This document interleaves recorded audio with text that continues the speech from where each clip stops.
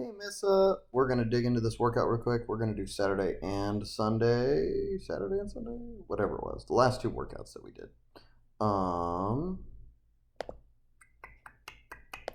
boop. Yep. Alrighty.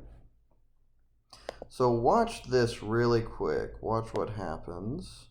I want you to keep an eye on your hips. You see they drop, right? They drop a pretty good bit here. And then keep an eye on your shoulders here during the pull. They dropped a little bit there, and the shoulders kind of had to come forward a little bit. One more time for the people in the back. Hips drop. Hips are going to drop a little more. They're perfect right there. They drop a little bit, and the shoulders kind of have to come forward before they go back, okay? That indicates that the bar path wasn't exactly a nice straight line. There was a point at which the hips had to move around because they weren't in the right place to pull. Now, this second rep that you did was actually really freaking good with that respect. In that respect, bar path went straight up and down. Just like that. Cool. So the key there is just fixing your hips in the right position at the very start and not letting them drop down, even though you really want them to drop down. That's how you do it right there, right? You set your back and then push real hard, rather than letting the bar drop as you sort of brace for the weight, kind of like you did right there. If you have trouble replicating this, there are a couple things to do. Number one among them would be changing where you take your breath. I've actually had this happen with a couple of clients, typically in the lower body weight range, who are lifting, somewhere close to their body weight. If you take your breath at the very start at about... Sorry, I know this is spotty. At about here, right? Once you've taken your grip, but before you set yourself up. If you take your breath there and then set yourself up around the bar, you will find most of the time that you're better able to simply brace your abs, set your back, and push, rather than if you take your breath right before you pull. The instinct is typically to brace and almost counterbalance your weight against the bar, or bend your knees in an expectation of heavy weight. There's all these different things that can happen if you take your breath at the very end there. For some people, if they take their breath at the very end right before they pull. So try changing that up and let me know how it is. The goal is to get the weight in the hands with your breath, tighten your abs, then set your body up, and then push, right? And you really should be just driving the ground away. Nothing around about your body should move after you've set your shins to the bar. I hope that helps. Again, changing that breath up and making sure that we're just pushing the ground away. 160, I was scared for a second. I was thinking you were pressing more than me. I was so scared. Let's see here. These look pretty darn good. I want to key in on one thing that I think will be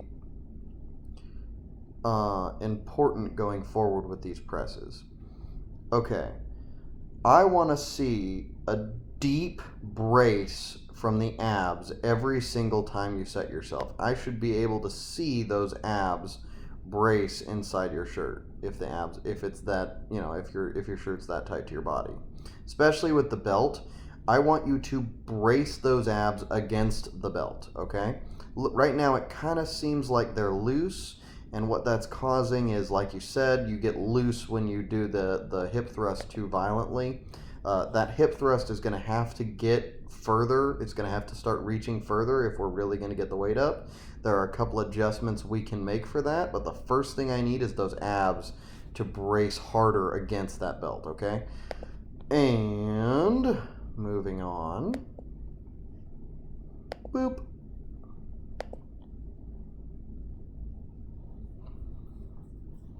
Let's see about these squats.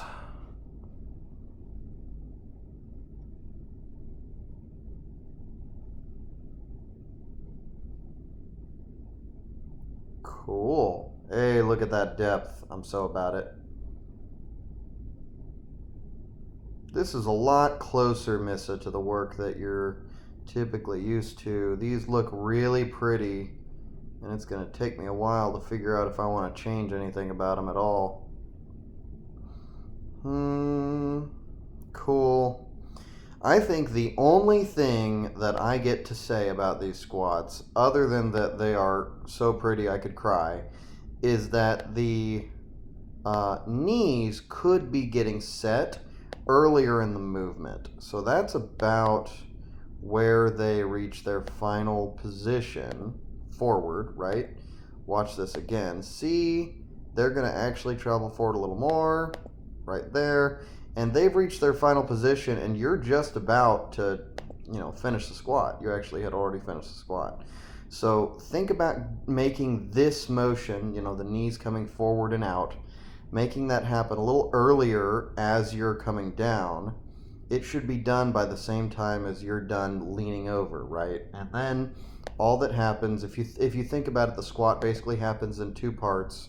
The squat happens in the first part where you start standing up, your chest gets closer to the ground, or you point your nipples at the ground, you get more bent over, and your knees start setting forward, start progressing forward.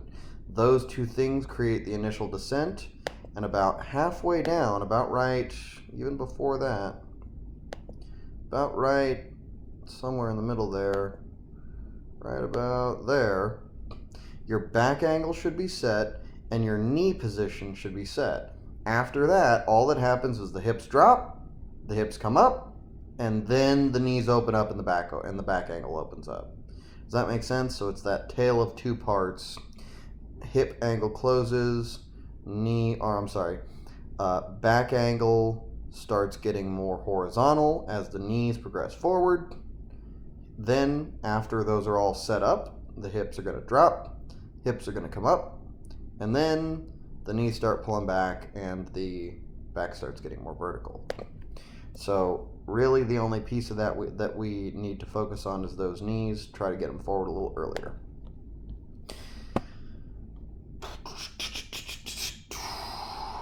Das bench press.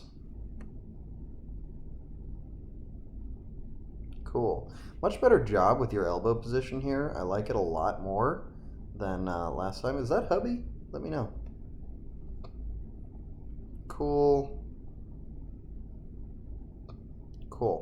The only thing I want to fix about these is the scapula. So the scapula do two things. The shoulder blades do two things in this movement. They want to pull in close to each other, real close, which you're doing an incredible job of. But they also want to be what's called depressed, right? There's scapular depression, which is the pulling of them closer to your buttocks.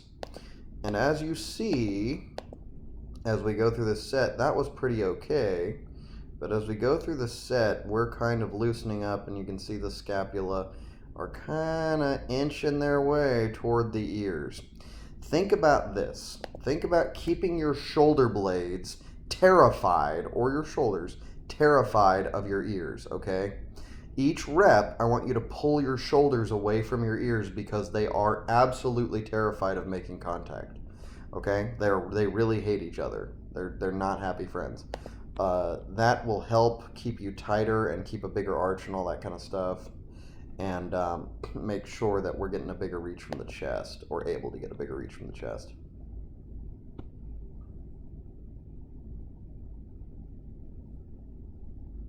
There you go. That's funny. Miscounted his squats. If I had $1 for every time I've miscounted a set. That's pretty good, Missa. That's not a bad chin up. Cool.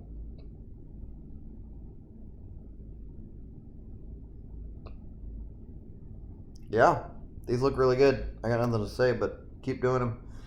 It will progress. They progress sporadically. Chin-ups are weird like that. They just tend to be a little less predictable. And one day you grab onto the bar and you pull, and all of a sudden you're going up and you do a full body weight chin-up. And after that, life gets a lot easier. A lot easier. It's incredible how easy it is. Please let me know going forward into the next week whether we can get anything in Monday through Thursday. If not, it's not a big deal. We're going to plan on not being able to get in, and so we're going to have a workout Friday that's pretty much a repeat of volume that you've done before, sort of a press day with volume squat and volume deadlift, just to sort of what we say is stop the bleeding. What's going to happen is as you go through Monday, Tuesday, Wednesday, Thursday without training, you're going to detrain just a little bit. It's not going to be huge, don't worry about it, but you will be detraining. And we want to make sure that we stop that as soon as possible. So we're going to hit you with a good bit of volume for the first workout. And then if you can make Sunday, then I'll program something Sunday, get you working on a Tuesday, Thursday, Saturday, that kind of thing. But if not, just let me know what your schedule looks like going into that next week, right? 27th through the 2nd. And we will plan accordingly. Thank you so much, and if you have any questions, let me know. Otherwise, you'll hear from me soon.